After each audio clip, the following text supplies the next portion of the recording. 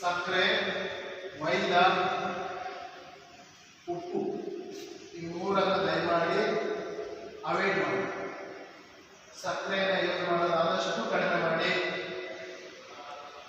ಆಯುರ್ವೇದಿಕ್ ಬೆಲ್ಲ ಬರುತ್ತೆ, tea ಕುಡಿಯೋದಾದ್ರೆ organic ಬೆಲ್ಲವನ್ನು ಯೂಸ್ ಮಾಡಿ. ಸಕ್ಕರೆಯನ್ನು ಆದಷ್ಟು ಕಡಿಮೆ ಮಾಡಿ. ಸಕ್ಕರೆಯಲ್ಲಿ ವಿಷಕಾರಿ ಅಂಶಗಳಿರುತ್ತೆ. ನೆಕ್ಸ್ಟ್ ಎರಡು ಮೊಣಕಾಲನ್ನು ಮೇಲೆ ಕಡೆ ಕಾಣಿಸ್ತಾ ಹೋಗಿ ನೋಡಿ. ಈ ಸ್ಥಿತಿಯನ್ನು ನೀವು ಮುಂದುವರಿಸೋದ್ರಿಂದ ಕೆಲವರಿಗೆ ಚಿಕ್ಕ ವಯಸ್ಸಿನಲ್ಲೇ ಮಂಡಿ ನೋವು ಬರುತ್ತೆ, ಮೊಣಕಾಲಿನ ಸಮಸ್ಯೆ ಬರುತ್ತೆ ಕೆಲವರಿಗೆ. ಅಂತ ಮಂಡಿನ ಸಮಸ್ಯೆಯಿಂದ ದೂರ ಇರ್ಬೋದು. ನೋಡಿ, ಈ ಸ್ಥಿತಿಯನ್ನು ಈ ರೀತಿ ಮುಂದುವರಿಸೋದ್ರಿಂದ ಎರಡು ಕಾಲುಗಳನ್ನು ಈ ರೀತಿ ಮೇಲೆ ಕೆಳಗೆ ಆಡಿಸೋದ್ರಿಂದ ಮೊಣಕಾಲಿನ ಸಮಸ್ಯೆ ಬರೋದಿಲ್ಲ, ಮಂಡಿನ ಸಮಸ್ಯೆ ಬರೋದಿಲ್ಲ. ಕೆಲವರು ಮಂಡಿನ ಸಮಸ್ಯೆ ಬಂದಿರೋರು ಎಷ್ಟು ನರಕ ಯಾತನೆಯನ್ನು ಅನುಭವಿಸ್ತಾ ಇರ್ತಾರೆ ಅಂತ ನೀವು ಮನೆಯಲ್ಲೂ ಸಹ ಗಮನಿಸಿದ್ದೀರ, ಹೌದಲ್ವಾ? ಅದರಿಂದ ಮಂಡಿನ ಸಮಸ್ಯೆಯಿಂದ ದೂರ ಇರೋದಕ್ಕೆ ಅತ್ಯಂತ ಉತ್ತಮವಾದ ಸೂಕ್ಷ್ಮ ರಿಲ್ಯಾಕ್ಸ್.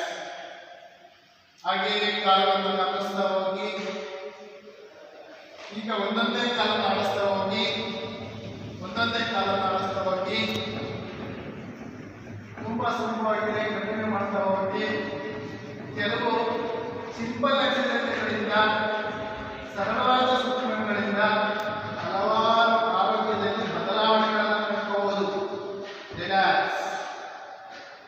ನೆಕ್ಸ್ಟ್ ಮುಂದುವರಿಸೋಣ. ಒಂದೊಂದೇ ಕಾಲನ್ನು ಪಾದವನ್ನು ಪೂರ್ಣ ರೀತಿಯಲ್ಲಿ ಭಾವಿಸ್ತಾ ಮುಂದುವರಿಸ್ತಾ ಹೋಗಿ. 1 ಉಸಿರು ತುಂಬಿ ಉಸಿರನ್ನು ಖಾಲಿ ಮಾಡಿ. 2 1 2 ಉಸಿರು ತುಂಬಿ ಉಸಿರನ್ನು ಖಾಲಿ ಮಾಡಿ. ಉಸಿರು ತುಂಬಿ ಉಸಿರನ್ನು ಖಾಲಿ ಮಾಡಿ.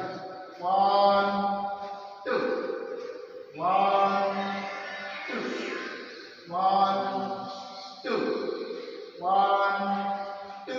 ರಿಲ್ಯಾಕ್ಸ್. ಪ್ರಾರಂಭದಲ್ಲಿ ಕಾಲದಲ್ಲಿ ಪಾದಗಳಲ್ಲಿ ಸ್ವಲ್ಪ ನೋವು ಬರುತ್ತೆ ಸಹಜವಾಗಿ. ನಿಧಾನ ಉಸಿರು ತುಂಬುತ್ತಾ